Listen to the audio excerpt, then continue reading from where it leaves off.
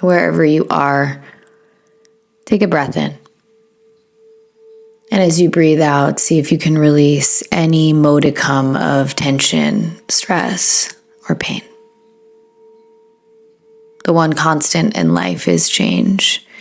And even though we know this to be true, and I've said it a million times, it never ceases to surprise how constant change truly is, and how quickly change can upend entire lives. If it feels safe and comfortable, you can close your eyes. Bring your awareness to your body. Notice, perhaps for the first time today, that you have a body. And notice your breath.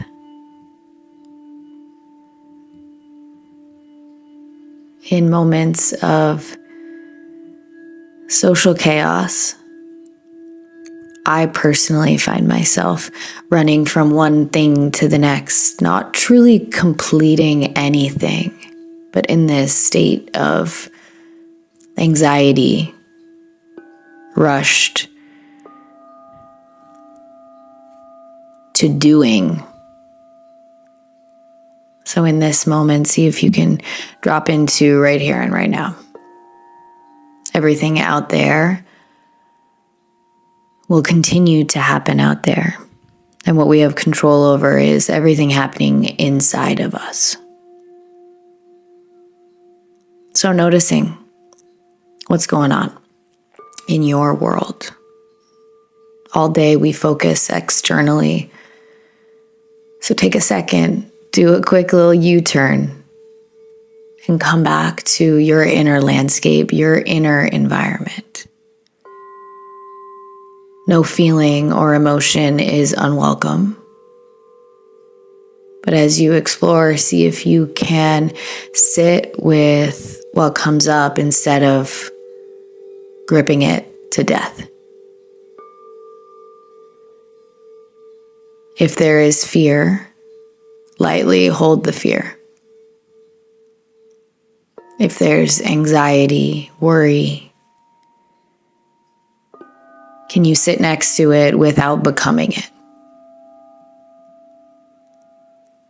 In my recent experience, what I've noticed is that it's not necessarily the fear or sadness or worry that comes up for me. That's the problem. None of it's a problem, but it's the resistance that I have to feeling whatever emotion is coming up. That creates the suffering. I can't remember off the top of my head who said it first, but pain is inevitable and suffering is a choice. So this moment might be incredibly painful. But instead of fighting that pain, can we breathe with it? Can we sit with it? Can we accept and acknowledge the fact that it's here? And even though it might not make sense in this moment, we can learn from our pain. We can grow from our pain. And we can remember that we're all here together, having a shared experience of being a human alive right now. We might have completely different lives or values or perspectives, priorities. But we're not that different. And as long as we continue to see ourselves separate from everyone else, the suffering that we're feeling from this pain that we're creating will continue and continue for future generations to come.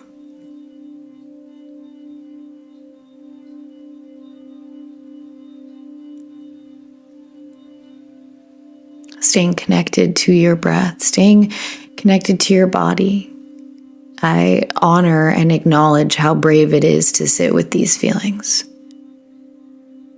It's a lot easier to distract and numb and run around like a chicken with its head cut off.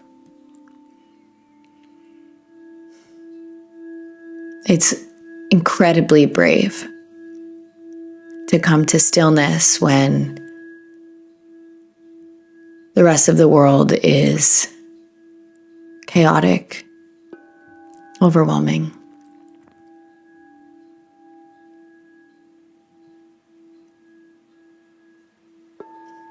And one of my favorite interpretations or perspectives of meditation is that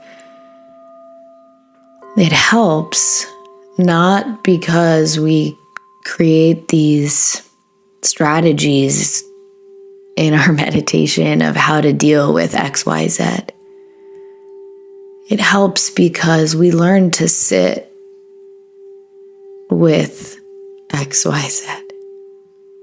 So maybe in the beginning of our practice, whatever we're working with, right? Whatever's coming up in our meditation practice, in our minds, in our thoughts, in our hearts, that's what the meditation's about. So that's what we work with.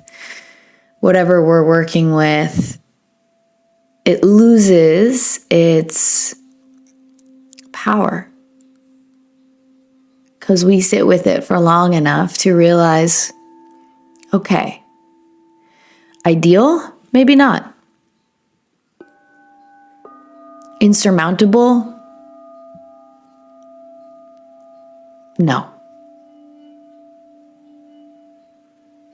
I imagine this to be sort of like in a world where you meet one of your heroes. And in this world, you actually become really great friends with this hero who you worshipped and praised and looked up to for years and years and years. And now they're your friend. So you still admire them. They're still inspirational.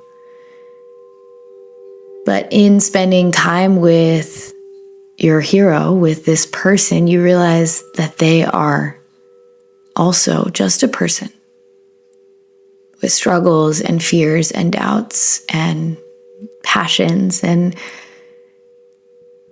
joy.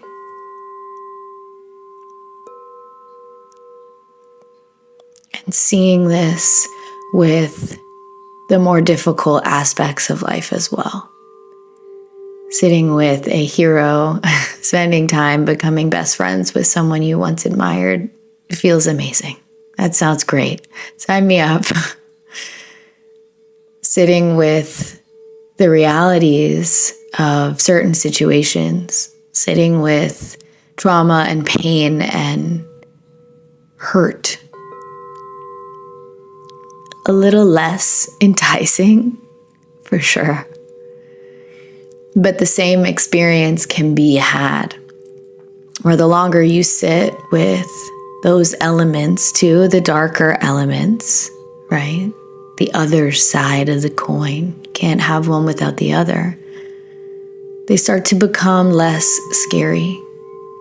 They start to become less huge. It's like a little kid afraid of the monster under the bed or in the closet. And I remember doing this, you build it up in your head that there's this big scary thing that's gonna come get you.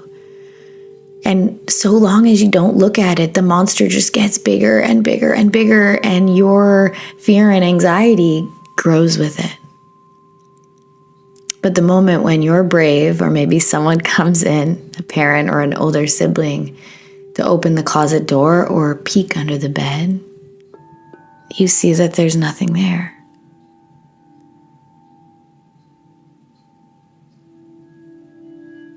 So much of our suffering is of our own doing.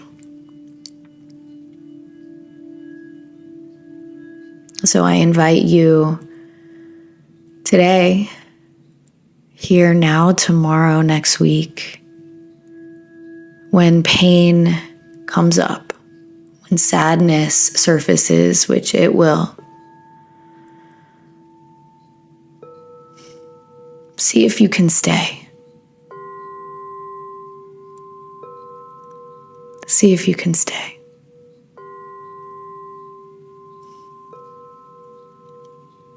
And in your own suffering, see if you can connect to the suffering of all human beings. We are not as separate as we've been led to believe. And coming back to some sense of oneness where you can see yourself in someone else. That is how we create real, lasting change, growth, and progress.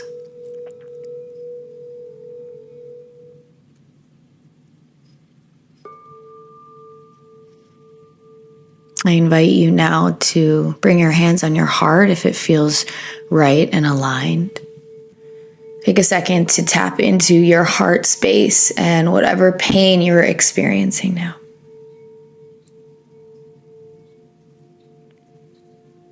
And with that pain, I invite you to call in the pain of someone else. Maybe someone you know, maybe someone you don't, maybe just the world in general. But bring that pain also into your heart and see those two human experiences. See them sitting side by side. And then in your mind's eye, slowly start to see them bleed into one another. And suddenly, your pain is my pain. And my pain is your pain. And just as you might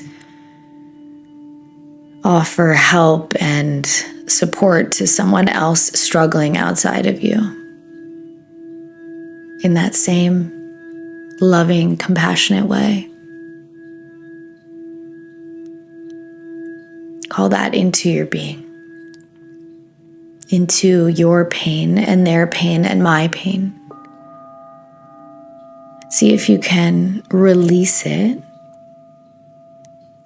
Maybe that's with a shake. Maybe that's with a really big breath out. Whatever it is, see the pain that you're experiencing and the pain of another. See them fly off you, out into the world.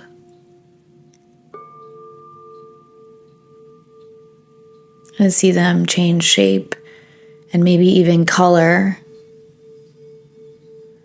drift out into the atmosphere, rising to the heavens.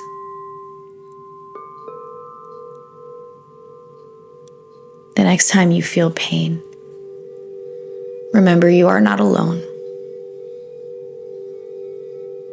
Pain is part of our human experience. It's part of why we're here, and pain is an incredible motivator for change. So don't numb out, don't distract. Open the door, take a seat, get quiet, connect to your heart, and remember that you're never alone. You're never alone.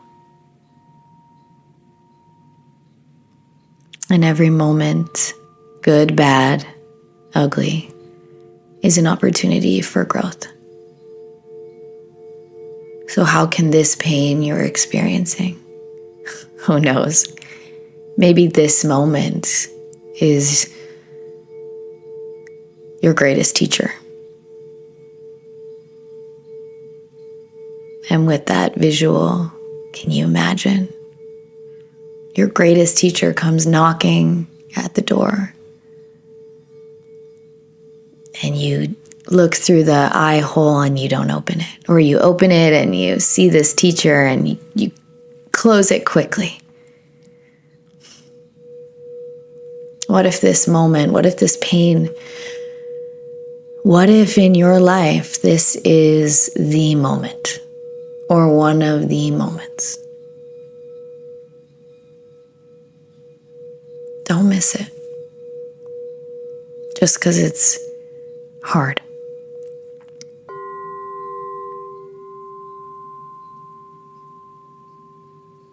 You're not alone. And you're stronger than you think.